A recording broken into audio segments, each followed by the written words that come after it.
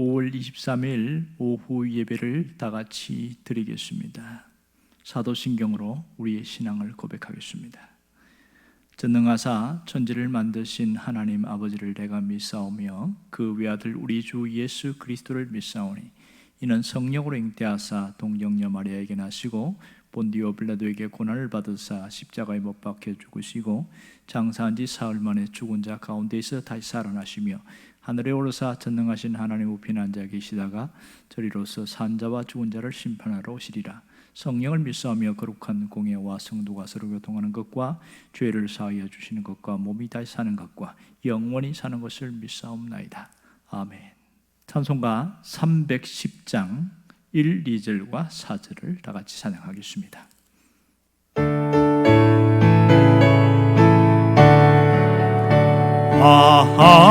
하나님의 은혜로 있을 데 없는 자 왜 구속하여 주는지 난 알 수 없도다. 내가 맺고 또 의지함은 내 모든 형편하시는 주님 늘 보호해 주실 것을 나는 확실히 아네. 왜 내게 구세 믿음과 또 복음 주셔서 내 마음이 항상 편한지 난 알 수 없도다. 내가 맺고 또 의지함은 내 모든 형편하시는 주님 늘 보호해 주실 것을 나는 확실히 아네. 4절 주 언제 강림하실지 혹밤에 혹낮에 또 주님 만날 그곳도 난 알 수 없도다. 내가 맺고 또 의지함은 내 모든 형편하시는 주님 늘 보호해 주실 것을 나는 확실히 아네. 기도하겠습니다. 우리를 보호하시고 우리를 끝까지 인도하시는 은혜에 감사드립니다. 오늘 오후 예배에도 함께하는 성도들을 특별히 하나님께서 보호하시며 이끌어 주시고 새롭게 회복시켜 주시옵소서. 말씀으로 우리를 깨닫게 하시기를 원하며 삶 가운데 우리를 일으켜 주시옵소서. 예수님의 이름으로 기도합니다. 아멘. 하나님의 말씀은 사사기 13장 15절에서 20절까지 말씀입니다. 다 같이 읽겠습니다.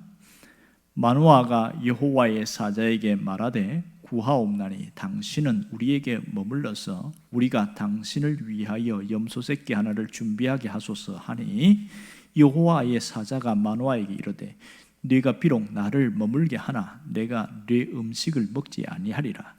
번제를 준비하려거든 마땅히 여호와께 드릴지니라 하니 이는 그가 여호와의 사자인 줄을 마노아가 알지 못함이었더라. 마노아가 또 여호와의 사자에게 말하되 당신의 이름이 무엇이니까 당신의 말씀이 이루어질 때에 우리가 당신을 존귀히 여기리다 하니 여호와의 사자가 그에게 이르되 어찌하여 내 이름을 묻느냐 내 이름은 기묘자라 하니라.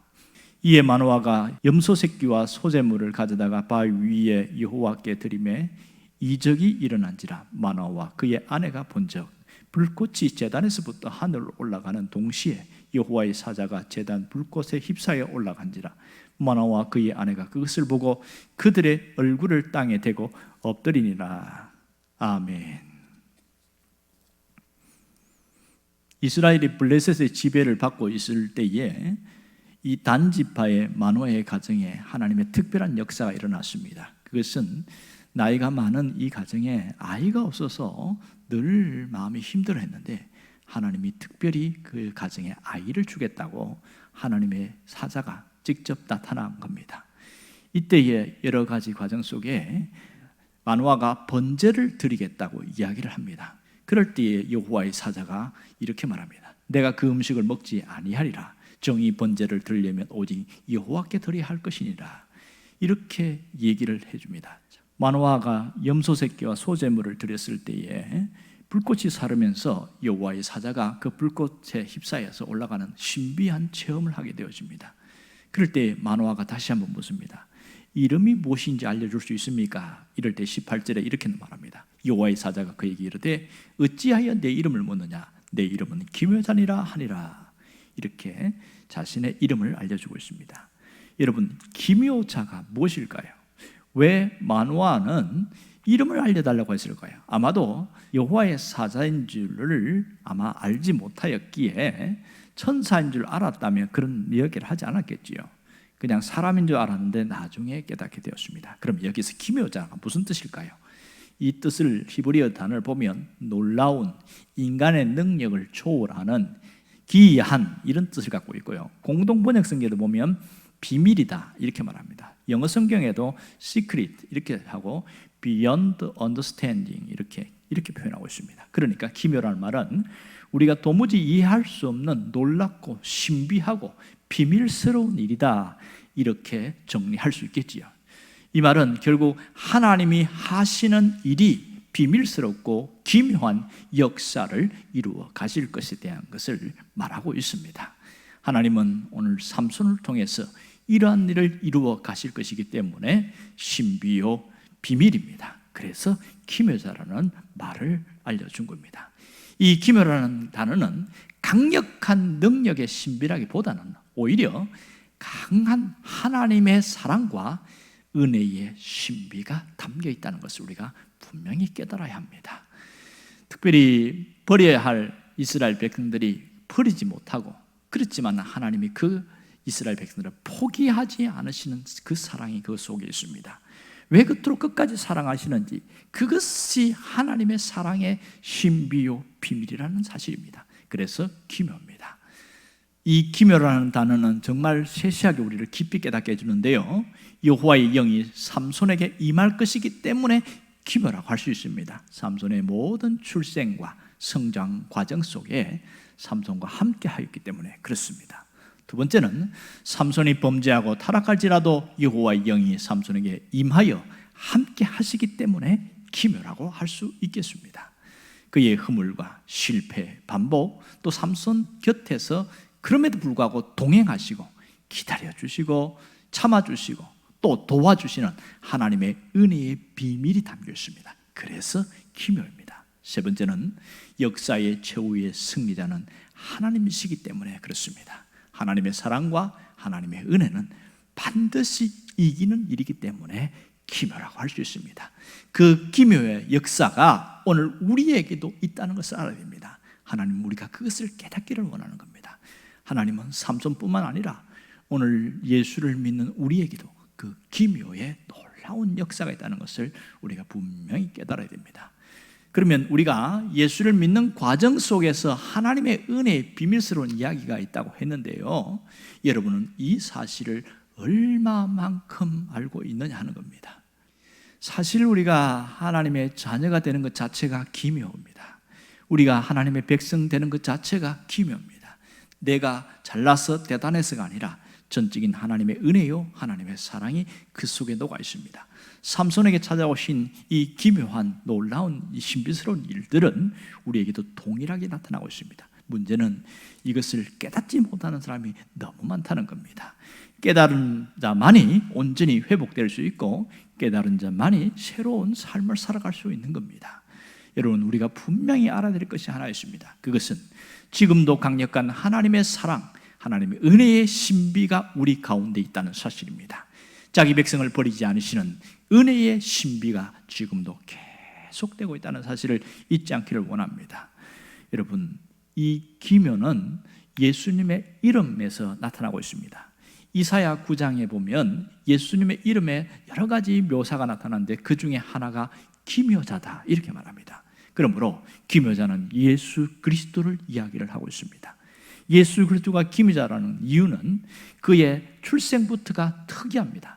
하나님이신 그분이 인간이 되셔서 오신 것 자체가 놀랍고 신비로운 일입니다. 예수님이 오셔서 하는 그 모든 말씀이 사실 신비롭고 놀랍습니다. 그래서 그 랍비들이 뭐라고 이야기하냐면 이것은 인간의 말이 아니다. 어떻게 이런 말을 할 수 있느냐? 그렇게 놀라운 정도입니다. 예수님이 하신 사역도 기묘입니다. 예수님이 하신 놀라운 일들을 가만히 보십시오. 인간이 어떻게 죽은 자를 살릴 수가 있겠습니까? 어떻게 5천 명의 사람들을 보리떡과 물고기로 먹일 수가 있겠냐는 거예요. 그리고 풍랑을 잠잠케 하고 죽은 자를 살리는 하나님의 역사, 그것은 주님이 기묘자이시기 때문에 가능한 일입니다. 예수님의 죽으심 자체가 바로 기묘입니다. 여러분, 사람은 자기 죄 때문에 죽고 늙고 병들어서 죽어나가는데 예수님은 인간의 죄값을 치르기 위해서 죽었기 때문에 이게 기묘한 일입니다. 또한 예수님의 부활이 기묘입니다. 그 부활하심은 단순한 일반적으로 다시 부활과 다릅니다. 예수님은 한 번 부활하신 이후에 하나님 보좌 우편에 계십니다. 어떤 사람이 잠깐 죽었다가 다시 살아날 수 있어요. 그러나 또 죽습니다. 그러기에 예수님의 부활과 우리의 다시 살아나면 완전한 차원이 다르다고 할 수 있겠지요. 그분의 승천도 기묘하라고 할 수 있습니다. 온전히 이것은 하나님이 이것을 직접 보여주고 있는 겁니다. 놀라운 것은 교회가 뭐냐? 교회는 기묘자를 만난 무리들의 모임입니다. 하나님이 하시는 일이 신비스럽고 놀랍습니다. 하나님의 사랑이 놀랍습니다. 그 속에 하나님의 은혜가 있어요. 우리가 교회에서 모인 신앙 공동체에 모인 이 사람들이 기묘자를 만나는 사람들이고 그분과 함께 살아가는 사람이기에 우리의 신앙 자체가 신비롭고 놀라운 일이 굉장히 많은 겁니다. 이것을 체험하지 못하고 살아가는 것이 가장 안타까운 일이겠지요. 여러분, 이렇게 기묘자를 만나면 무슨 일이 벌어지는지 아세요? 기묘자 예수님을 만나면 어떤 일이 있어도 절망하지 않습니다. 주저앉지 않습니다. 좌절하지 않습니다. 기묘자 예수님 만나면 다시 일어날 수 있습니다. 7번 넘어져도 다시 일어날 수 있는 것은 그분이 기묘자이기 때문에 그렇습니다. 의인은 7번 넘어지더라도 다시 일어날 수 있게 되어지는 겁니다. 오늘 우리가 무엇을 회복해야 될까요? 하나님의 신비롭고 놀라운 기묘에 대한 감격의 회복이 있어야 됩니다. 하나님의 신비함이 내 삶에 나타나고 그 은혜에 대한 그 놀라운 감격이 삶에 나타나야 됩니다. 나를 향한 그 은혜의 신비를 잊어버리지 말아야 한다는 사실입니다. 우리의 삶 속에 하나님의 은혜가 있어요. 그것을 깨닫는 사람은 무엇을 찬양한 줄 압니까? 하나님의 은혜로 이 쓸데없는 자를 왜 구속해 주는지 정말 나는 알 수가 없도다. 그 찬양에 감격이 있는 거예요. 그래서 깨닫고 보니까 내가 믿고 주님을 의지하는 것은 내 모든 형편을 너무너무 잘 아시는 주님이 나를 늘 돌보아 주시는 것을 나는 확신하며 살아갑니다. 이것이 찬송가 310장의 찬양 내용이 아니겠어요? 날마다 이 늘 돌보아 주시는 주님의 은혜를 다시금 깨닫고 일어날 수 있기를 주의 이름으로 축원합니다. 기도하겠습니다. 우리의 모든 삶을 이끌으시는 하나님께 감사드립니다. 기묘자 예수 그리스도께서 우리와 함께 하심을 믿습니다. 우리의 삶의 현장 속에 임하심을 믿습니다. 오늘도 기묘자 예수 그리스도의 그 은혜를 붙들고 다시 일어나게 하여 주옵소서. 예수님의 이름으로 기도합니다. 아멘. 주기도문 하겠습니다. 하늘에 계신 우리 아버지여, 이름이 거룩히 여김을 받으시오며 나라가 임하시오며 뜻이 하늘에서 이루어진 것 같이 땅에서도 이루어지이다. 오늘 우리에게 일용할 양식을 주시옵고 우리가 우리에게 죄 지은 자를 사하여 준 것 같이 우리 죄를 사하여 주시옵고 우리를 시험에 들게 하지 마시옵고 다만 악에서 구하시옵소서. 나라와 권세와 영광이 아버지께 영원히 있사옵나이다. 아멘.